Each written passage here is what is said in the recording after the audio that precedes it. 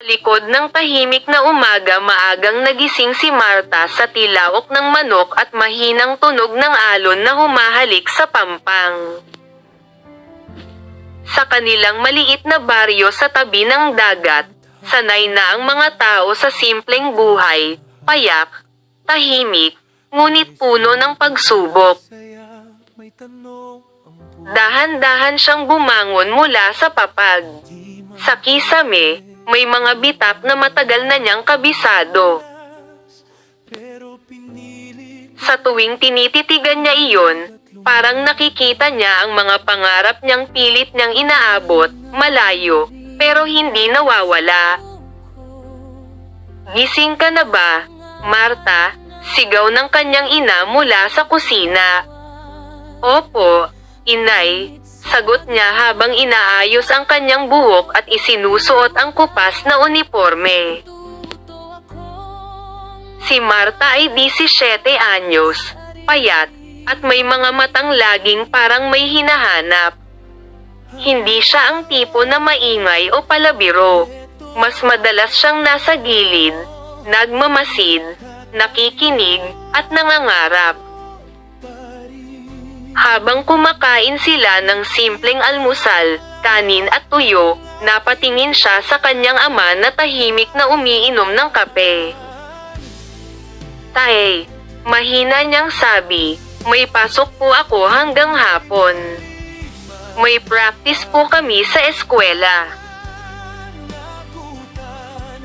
Tumango lamang ang ama.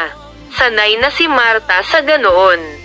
Hindi masalita ang kanyang ama, pero ramdam niya ang bigat ng responsibilidad nito sa pamilya. Paglabas niya ng bahay, sinalubong siya ng malamig na simoy ng hangin. Bitbit niya ang lumang bag na may lamang ilang notebook at isang aklat na paulit-ulit na niyang binabasa, isang libro tungkol sa mga pangarap at pag-asa. Habang naglalakad papunta sa paaralan, napatingin siya sa dagat. Doon niya madalas ibinubulong ang kanyang mga lihim. Balang araw, sabi niya sa sarili, aalis din ako rito. Hindi para takasan ang lugar na ito, kundi para bumalik na mas may maipagmamalaki.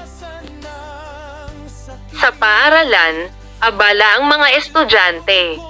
May nagkukwentuhan, may nagtatakbuhan, at may nagrereklamo sa dami ng gawain. "Marta," tawag ng kanyang kaibigang si Lina, isang masigla at palangiting dalaga. "May announcement si Ma'am mamaya. Mukhang importante." Umupo si Marta sa tabi niya. "Ano raw yun? Hindi ko rin alam. Pero sabi nila, may kinalaman daw sa scholarship." Napatigil si Marta. Parang may kumalabit sa dibdib niya. Scholarship. Sa buong klase, hirap siyang mag-focus.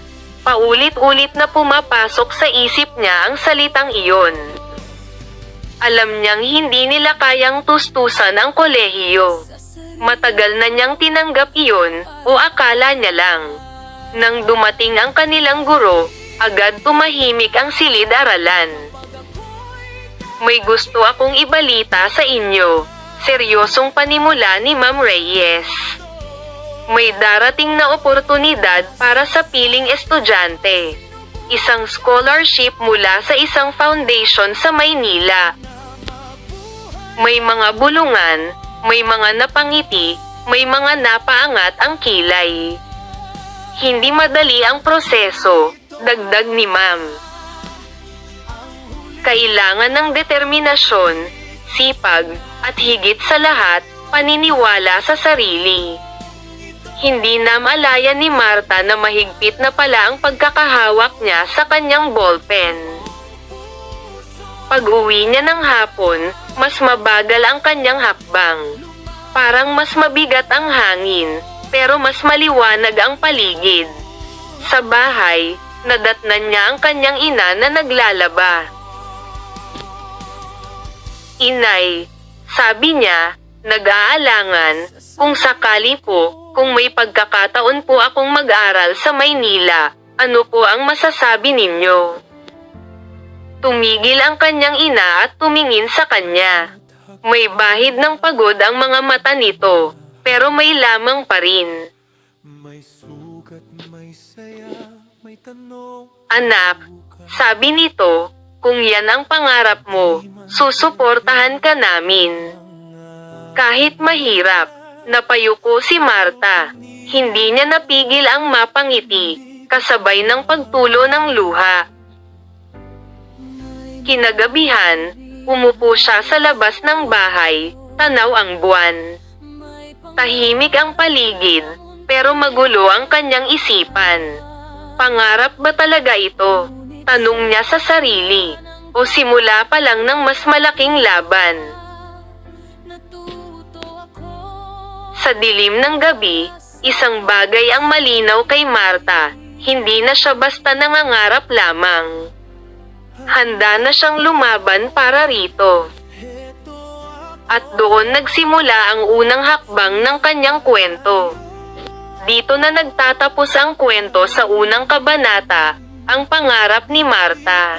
Kung nagustuhan niyo ang kwento, paki-subscribe, like, share at pindutin ang bell para update ka sa susunod na kabanata ng kwento. Paalam!